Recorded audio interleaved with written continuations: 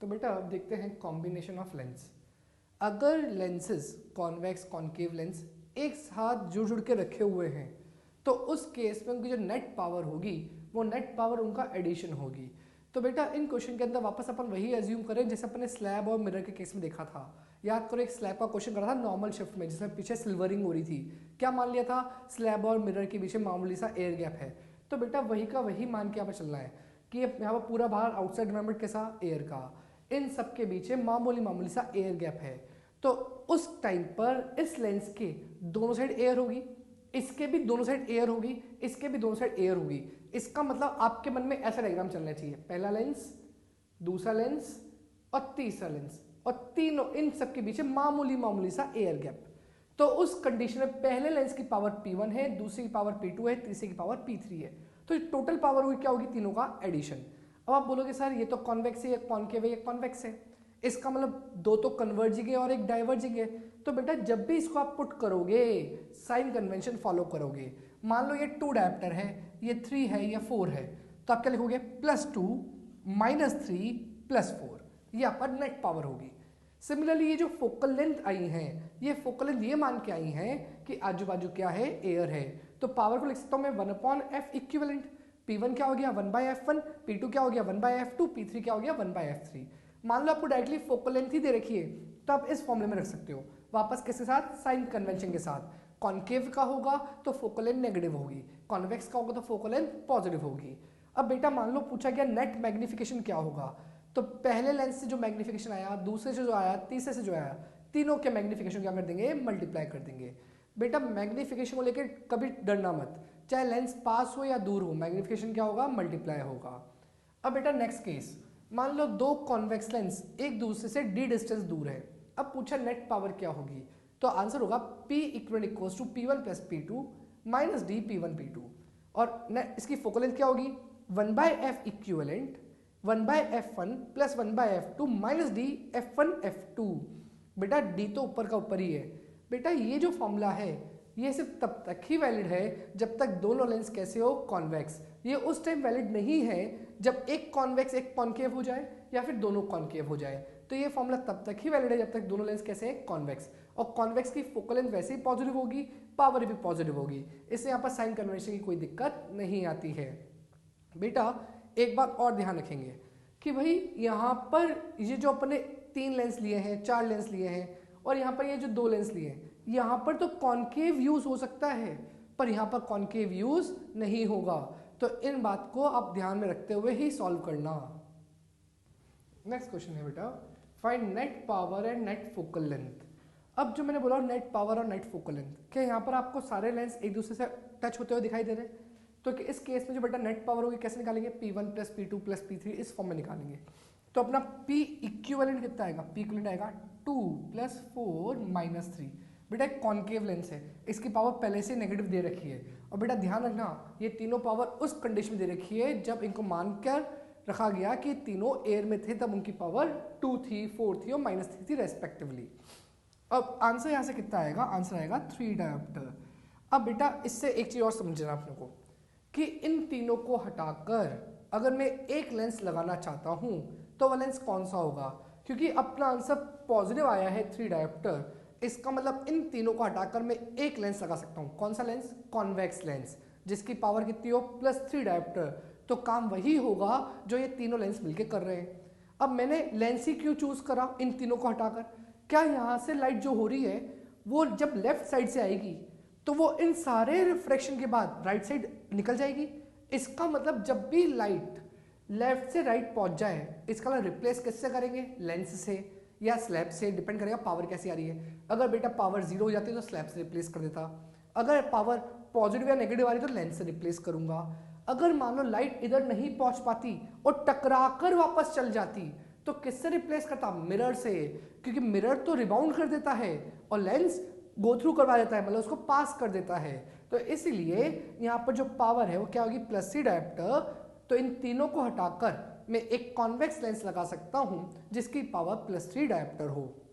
मुझे focal length निकालनी है तो मैंने इसको किससे रिप्लेस करा? लेंस से ही ना। तो पावर बराबर क्या होता है? 1/f, किसके अंदर? एयर के अंदर। तो मैं देखो क्या लिखूंगा, this is also equal to F equals to 1/3 metre. तो बेटा मैंने थोड़ा सा मन में ही सॉल्व कर लिया कि पावर बराबर 1/f बराबर 3, तो f कितना होगा 1/3 मीटर। ये f कौन सा बेटा, f इक्विवेलेंट। सिमिलरली यहाँ मुझे दोनों के f दे रखे हैं, तो पहले अपन f इक्विवेलेंट निकालते हैं। तो 1/f इक्विवेलेंट या 1/f net equals to 1/f1 plus 1/f2 minus d/f1f2, ये आ गया। तो बच्चा ये अपन ने जब लिखा नीचे कुछ एलसीएम आ जाएगा, एलसीएम कितना जाएगा 100, यहाँ कितना आएगा 10 माइनस 2 1/f नेट। तो यहाँ से f नेट की वैल्यू कितनी आ गई, f नेट आ गया 100/18 सेंटीमीटर। अब बेटा मुझे मालूम है कि पावर निकालने के लिए पावर क्या होता है 1/f होता है। क्या यहाँ पर भी लाइट गो थ्रू होगी, मतलब पास हो जाएगी या रिबाउंड हो जाएगी, पास हो जाएगी। मतलब इन दोनों हटा के भी एक लेंस लगा सकता हूँ जिसकी नेट फोकल लेंथ 100/18 होगी। और पावर कैसे निकालेंगे 1/f इंटू 100। क्यों बेटा, क्योंकि ये f सेंटीमीटर में है, तो लिखो क्या लिखूंगा 1/100/18 इंटू 100। तो आंसर कितना आ जाएगा 18 डायोप्टर इक्वल्स टू पावर। बच्चा क्वेश्चन है फाइंड f इक्विवेलेंट। यहाँ पर अपने को दो प्लेनो कॉन्वेक्स लेंस दिए गए हैं, उन दोनों को कुछ इस प्रकार रखा है और दोनों के बीच की जो स्पेस है उसमें एक ट्रांसपेरेंट लिक्विड भर दिया जिसका म्यू 1.7 है। आपको बताना इस पूरे सिस्टम का f इक्विवेलेंट क्या होगा। तो बेटा सोचने के दो तरीके। देखो सबसे प्राइमरी मेथड तो क्या है कि आप इन तीनों को स्प्लिट कर दो, किसमें एयर में मानते हुए, पहला दूसरा और ये तीसरा, ऐसा कुछ कर दिया। तो क्या यहाँ पर इसकी फोकल लेंथ जो f1 आएगी, इसकी f2 आएगी और इसकी f3 आएगी, अपन फाइंड आउट कर लेते हैं। तो इसका म्यू तो कितना 1.5, इसका म्यू कितना 1.7, इसका म्यू कितना 1.5, और तीनों को अपन ने दूर दूर करके एयर में रख दिया। ऐसा मान लिया कि तीनों के बीच में मामूली सा एयर गैप है। तो इसका इधर का आर कितना हो गया इन्फिनिटी, इसका इधर का आर 20 सेंटीमीटर, ये वाला 20, ये वाला भी 20, ये वाला 20 और ये वाला इन्फिनिटी। क्या पहला और आखिरी लेंस डिट्टो एक जैसा है? तो इसका मतलब दोनों की फोकल लेंथ कैसी होगी, एक जैसी। ये मत बोलना कि सर ये ऐसा है, ये ऐसा रखा हुआ है, उल्टा रखा हुआ है तो फोकल लेंथ चेंज होगी। बेटा क्या लेंस को उल्टा करने से क्या फोकल लेंथ चेंज हो जाएगी, क्या नहीं होगी ना। तो क्या यहाँ पर पहले वाले की फोकल लेंथ कैसे निकालें, अपने लेंस मेकर्स फॉर्मूला से 1/f1 equals to mu L/μm minus 1/r1 minus 1/r2 और 1/f1 0.5 हाफ, यहाँ से कितना आया 1/20। तो बेटा यहाँ से वैल्यू आ गई 1/f1 इक्वल्स टू 1/40। और क्या यही तो 1/f3 भी है, बिकॉज वो भी एक जैसा ही होगा। सिमिलरली ये तो पहला पार्ट हो गया। दूसरा पार्ट मुझे ढूंढना है इस वाले के लिए। तो 1/f2 equals to 1.7 minus 1/r1 minus 1/r2। बेटा मैंने साइन कन्वेंशन भी यूज करे हैं, तो कितना बच जाएगा 0.7 इंटू 2 बाई, यहाँ पर क्या बच जाएगा -2/10 -2/20। तो -2/20 को क्या लिख देंगे -1/10।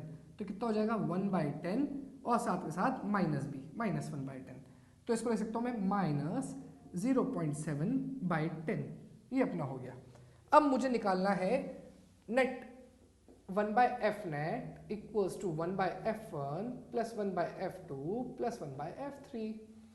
तो क्या ये कैसा हो जाएगा 1/f1 1/40 प्लस 1/f2 के लिए क्या लिख रहा हूँ -0.7/10। नेक्स्ट f3, वो f3 तो बेटा f1 के बराबर है 1/40। क्या यहाँ पर जो एलसीएम आ गया 40 आ गया, तो कितना बचा 1। क्या यहाँ पर 4 से मल्टीप्लाई करेंगे 7 4 28 माइनस 2.8 प्लस 1/f नेट। बेटा ये 1 प्लस 1 कितना हो गया 2 माइनस 2.8, तो क्या 0.8 होगा। तो f नेट कितना हो गया 40/0.8, किसमें माइनस में। और साथ के साथ अगर मेरे को इसको सॉल्व करूं तो आंसर कितना आएगा, ये पॉइंट हटा दो, ऊपर कितना हो गया 400/8 माइनस, तो आंसर कितना आ गया -8 5 40, तो -50 सेंटीमीटर। ये सी क्या गई नेट फोकल लेंथ आ गई। अब बेटा मान लेते हैं कि आपको इस तरीके से नहीं करना होता, तो इसका एक तरीका और है। कैसे, अपने कुछ देर पहले सीखा था μ2 - μ1/r। आप वो मेथड भी यहाँ लगा सकते हो। तो सबसे पहले लाइट इधर से इधर आएगी, इधर से इस पे जाएगी, इधर से इस पे जाएगी, इसमें इस पे जाएगी। यहाँ बेटा इसको एयर में नहीं तोड़ना तब, और उस केस को आप वापस सॉल्व भी कर सकते हो। मैं आपके लिए एक स्टेप लिख देता हूँ। तो क्या हो जाएगा, और दूसरा मेथड पावर इक्वल्स टू, बेटा यहाँ से पावर आएगी, पावर को क्या लिखोगे 1/f लिख दोगे, तो क्या मिल जाएगा फोकल लेंथ। तो μ2 माइनस μ1/r, सोचो इस सरफेस का r कैसा, इन्फिनिटी, तो μ2 माइनस μ1/r क्या वो जीरो हो जाएगा, तो इसका मतलब पहली सरफेस के लिए लिखना नहीं है, सेकंड सरफेस के लिए 1.7 माइनस 1.5, 1.7 माइनस 1.5 अपॉन r, क्या इसका r -20 होगा, तो -20।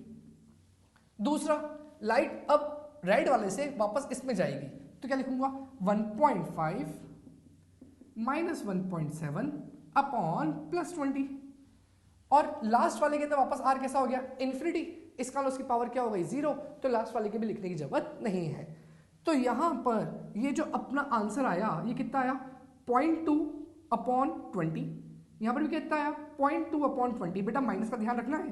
तो क्या यहाँ पर 0.2 अपॉन 20, 0.2 अपॉन 20 दोनों को ऐड कर देंगे, कितना हो जाएगा 0.4 अपॉन 20 माइनस के साथ, और फोकल, ये फोकल लेंथ क्या होगी, फोकल लेंथ होगी इसका उल्टा, तो फोकल हो गई 20 अपॉन 0.4 माइनस।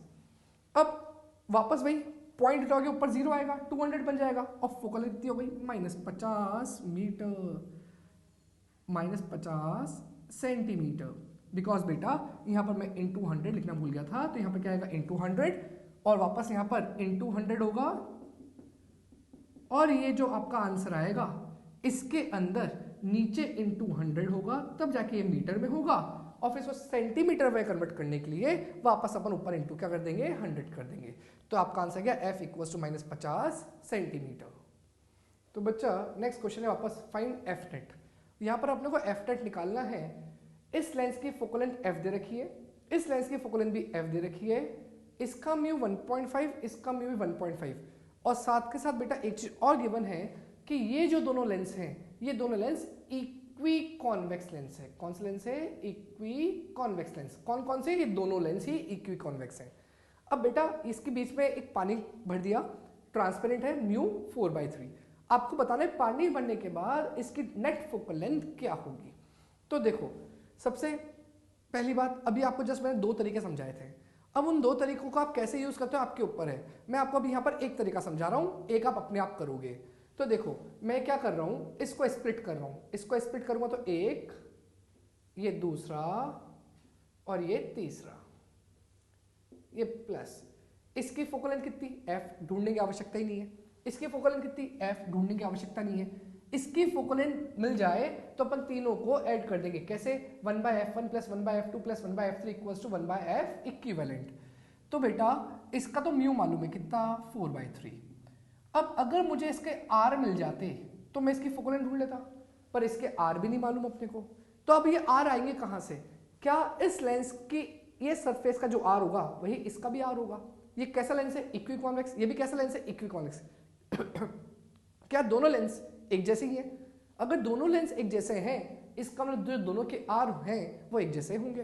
तो अब मैं एक काम करता हूं, इस लेंस का मैं r फाइंड आउट कर लेता हूं। तो कैसे कर सकता हूं, इसका म्यू मुझे मालूम है 1.5, तो देखो मैं क्या लिख रहा हूं 1/f 1.5 माइनस 1, इसका r, इसका r 1/r प्लस 1/r, क्या 1/f कितना है हाफ इंटू 2/r, क्या यहां से f की वैल्यू r के बराबर आ गई।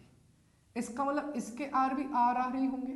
क्यों r होंगे बेटा, ये दोनों इक्वी कॉन्वेक्स, ये r, ये r, ये r, ये r, सबके कैसे हो गए r। क्या r की वैल्यू f के बराबर है, उसको अपन बाद में पुट कर देंगे। ये मेरी पहली स्टेप हो गई। दूसरी स्टेप कि मैं इस बीच वाले लेंस की फोकल लेंथ ढूंढ लेता हूं। तो क्या लिखूंगा, देखो 1/f2 4/3 minus 1 minus 1/r minus 1/r, ये क्या बच जाएगा 1/3, यहाँ क्या बच जाएगा -2/r। तो 1/3 माइनस 2/r तो कितना हो जाएगा -2/3r माइनस 2/3f, क्या हो जाएगा 1/f2। अब बेटा मुझे f नेट निकालना है। 1/f नेट कितना हो जाएगा 1/f1 1/f2 प्लस 1/f3, तो कितना आ जाएगा 1/f minus 2/3f plus 1/f। LCM ले लो, कितना 3f, यहाँ पर क्या बचेगा 3 माइनस 2 प्लस 3, 3 प्लस 6 माइनस 2 4, तो क्या आया 4/3f। पर बेटा ये तो 1/f नेट है, तो मुझे इसका रेसिप्रोकल करना पड़ेगा, तो f नेट कितना होगा 3f/4। तो बेटा इस तरीके से तो आपको मैंने बता दिया, दूसरे तरीके से आप अपने आप ट्राई करेंगे।